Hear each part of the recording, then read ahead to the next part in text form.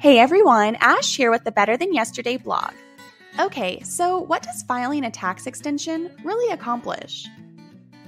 When an individual files a tax extension, it grants a 6-month extension on the tax filing deadline from April 15th to October 15th. However, this does not give extra time to pay taxes that you might owe on a tax return.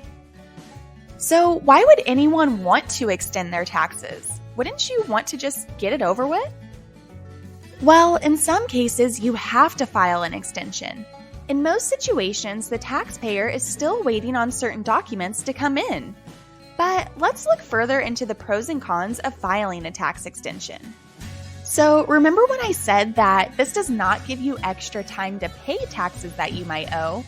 That's because the IRS has two types of late penalties. The first one is a failure to file penalty, which is 5% of unpaid taxes for each month that the return is late. And the second one is a failure to pay penalty, which is 0.5% of unpaid taxes for each month that the tax is unpaid. By filing a tax extension, you avoid the failure to file penalty. Now, this pro is just for the self-employed taxpayers. Filing an extension also provides an additional 6 months to fund a SEP IRA, solo 401k, or a simple IRA plan for themselves. The next couple pros have to do with your tax preparer. One, you can improve the accuracy of your tax return because there's a lot to consider when preparing your tax return, and the pressure to file by the April deadline can cause taxpayers and preparers to make filing mistakes. And the second one is you could possibly reduce your tax preparation fees.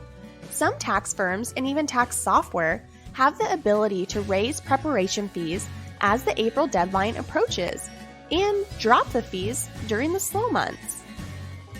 Now let's move on to the cons. Remember how self-employed retirement plans can be extended?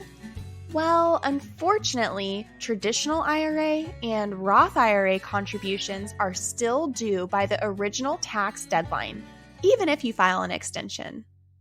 Speaking of IRAs, changing your traditional IRA contribution to a Roth IRA contribution, or vice versa, cannot be recharacterized after the original filing deadline.